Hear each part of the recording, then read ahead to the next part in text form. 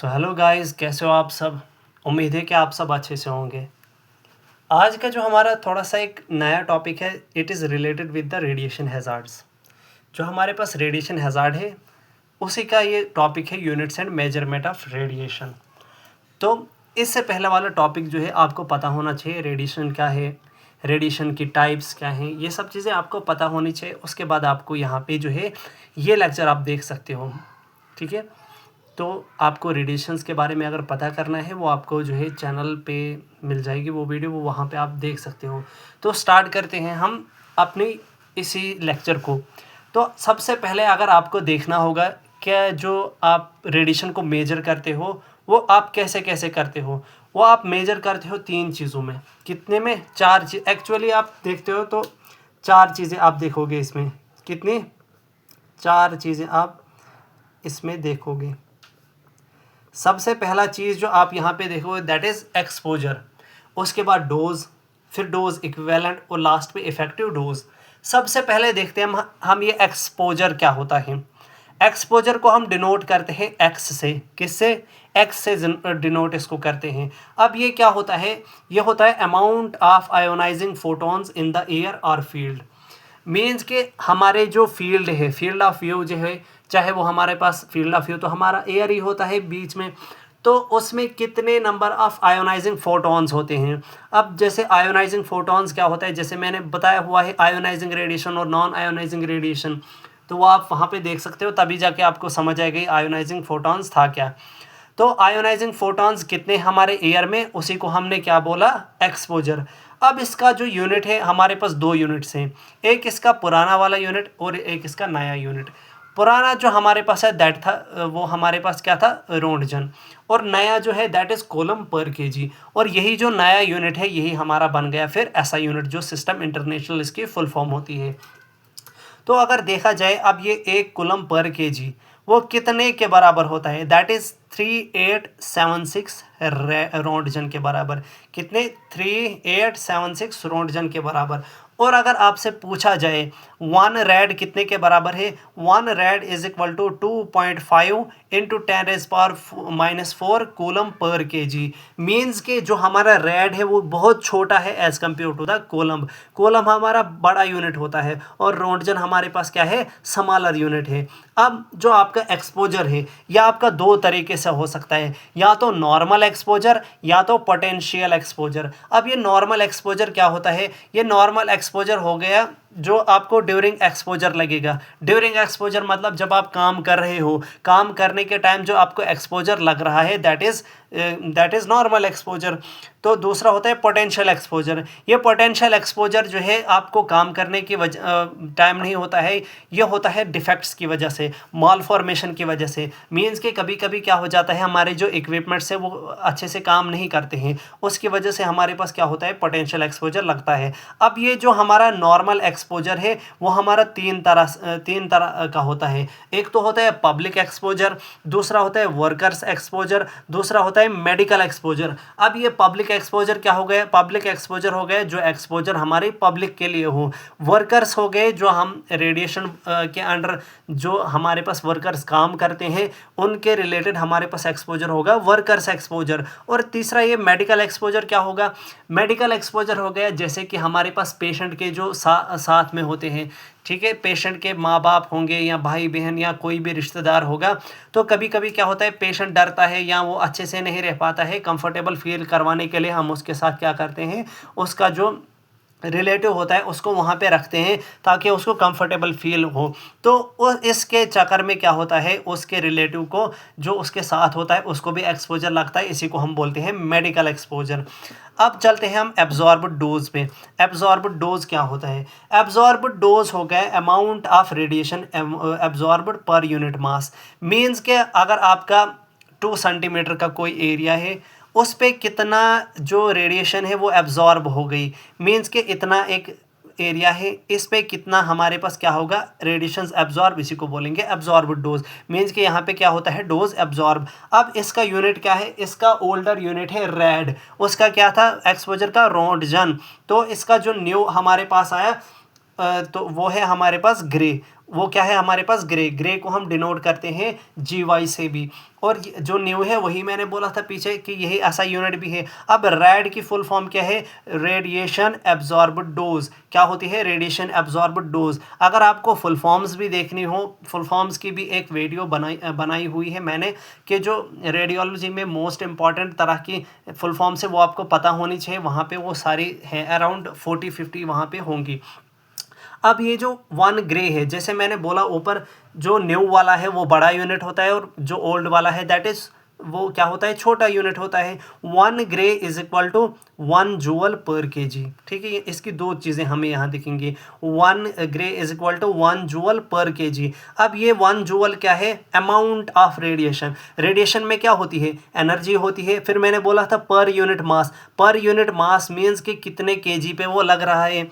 हमारी बॉडी तो है वेट से बनी है ना, तो कितना वेट, कितने वेट पर वो पड़ेगी, वही हमारे पास ग्रे आया। या हमारे पास अगर इसको ओल्डर यूनिट के साथ कंपेयर किया जाए that is 1 gray is equal to 100 rads. 1 gray is equal to 100 rads. अगर यहाँ पे मुझे कोई पूछे अगर 1 रेड कितने बराबर ग्रे है, तो मैं यहाँ पे क्या करूँगा? 1 रेड हमारे पास आएगा 10 रेज्ड पावर -2 ग्रे। कितने? 10 रेज्ड पावर -2 ग्रे।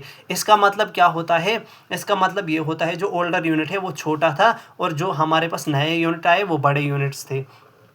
अब आता है हमारा इक्विवेलेंट डोज। ये जो इक्विवेलेंट डोज है, जैसे एब्जॉर्ब्ड डोज को हम D से डिनोट करते हैं, इफेक्टिव जो हमारे पास एक्सपोजर आया उसको X से डिनोट किया, इफेक्टिव जो हमारे पास इक्विवेलेंट डोज आया, इक्विवेलेंट डोज को हम डिनोट करते हैं HT से। किससे? HT से। यहाँ पे क्या होता है इक्विवेलेंट डोज में? जब ये एब्जॉर्ब्ड डोज क्या करता है? कॉज करता है बायोलॉजिकल इफेक्ट्स। अब बायोलॉजिकल इफेक्ट क्या हो गया? मीन्स कि हमारे टिश्यूज़ को डैमेज करेगा। जब ये एब्जॉर्ब्ड डोज टिश्यूज़ को डैमेज करेगा उसी को हम बोलते हैं इक्विवेलेंट डोज। अब ये इक्विवेलेंट डोज क्या होता है? ये प्रोडक्ट होता है एक तो किसके? डोज के और वेइंग फैक्टर के। वेइंग फैक्टर जो हमारे पास होता है WR में का मतलब क्या होता है? Weighing factor. यहाँ पे D क्या है? डोज, और WR क्या है? Weighing factor. वेइंग फैक्टर को क्वालिटी फैक्टर भी बोलते हैं और रिलेटिव बायोलॉजिकल इफेक्टिवनेस भी बोलते हैं, जिसको RBE शॉर्ट फुल फॉर्म में बोलते हैं। वेइंग फैक्टर, रिलेटिव फैक्टर और रिलेटिव क्वालिटी फैक्टर और रिलेटिव बायोलॉजिकल इफेक्टिवनेस, ये तीनों चीज़ें किसके रिलेटेड है? WR के। अब ये जो वेइंग फैक्टर हमारे पास होता है ये होता है रेडिएशंस का। किन का होता है ये? रेडिएशंस का। जैसे कि अगर एक्सरे और गामा रे और बीटा रे के लिए आपके पास बोला जाए वेइंग फैक्टर कितना होता है, that is 1। Thermal neutrons, neutrons और थर्मल न्यूट्रॉन्स में क्या होता है? न्यूट्रॉन्स में एबिलिटी होती है कि वो अगर इंटरेक्ट करेंगे पेशेंट के टिश्यू के साथ तो हीट जनरेट करते हैं, इसीलिए इनको थर्मल न्यूट्रॉन्स भी बोलते हैं। तो इनका जो वेइंग फैक्टर है दैट इज़ 5 to 20। और जो हमारे पास लास्ट है अल्फा पार्टिकल्स में होता है 20 वेइंग फैक्टर। अभी जो है इसके जो है यूनिट पे बात करते हैं कि ओल्डर यूनिट और न्यू यूनिट क्या था। ओल्डर यूनिट जो है इसका था रैम की फुल फॉर्म होती है रोंटगन इक्विवेलेंट मैन। ठीक है, अब इसका जो नया यूनिट था ऐसा unit that is SV represent sievert. 1 sievert is equal to 100 rem. मैंने बोला था जो ऊपर वाला होता है ओल्डर वो छोटा होता है, जैसे पीछे आपने देखा 1 gray is equal to 100 rads, यहाँ पे भी क्या है 1 sievert is equal to 100 rem. तो अगर रैम यहाँ पे निकालना होगा, जैसे मैंने पीछे बोला था 10 रेज्ड पावर -2 करेंगे, हम यहाँ पे लिखेंगे 1 rem is equal to 10 raised power -2 sieverts. अब आता है हमारा इफेक्टिव डोज। इफेक्टिव डोज को हम डिनोट करते हैं E से। जैसे इक्विवेलेंट डोज को आपने डिनोट किससे किया? HT से। इफेक्टिव डोज को हमने किया E से, एक्सपोजर को हमने किया X से और डोज को हमने किया D से। अब ये डिपेंड करता है टिश्यू सेंसिटिविटी से। किस पे? टिश्यू की सेंसिटिविटी पे, क्योंकि हमारे डिफरेंट टिश्यूज़ जो है उनमें डिफरेंट सेंसिटिविटी होती है। जैसे हमारे पास सबसे मोस्ट सेंसिटिव जो बॉडी पार्ट होता है हमारी बॉडी में जो ऑर्गन है दैट इज़ थायराइड ग्लैंड, इसीलिए हमारे पास थायराइड शील्ड भी यूज़ होती है। तो ये आपके एग्जाम में पूछा जाता है कि हमारी बॉडी में जो रेडिएशन सेंसिटिव ऑर्गन है वो कौन सा है सबसे ज़्यादा, दैट इज़ थायराइड ग्लैंड। अब मैंने बोला टिश्यू सेंसिटिविटी पे डिपेंड करता है। इसका जो फॉर्मूला होता है that is equal to E क्या है? Effective dose is equal to HT हो गया इक्विवेलेंट डोज इनटू WT ये हो गया टिश्यू वेइंग फैक्टर। पीछे क्या देखा आपने, WR वो क्या था, रेडिएशन वेइंग फैक्टर हमारे पास था। ठीक है, अब इसका जो पहला वाला यूनिट था दैट इज रैम, जैसे कि ऊपर इक्विवेलेंट के केस में देखा, और यहाँ पे भी साइवोट क्या है, ऐसा यूनिट 1 साइवोट कितने के बराबर है, 100 रैम के। अब यहाँ पे कुछ चीज़ें आप और देखो, ये MPD क्या होता है, मैक्सिमम परमिसेबल डोज।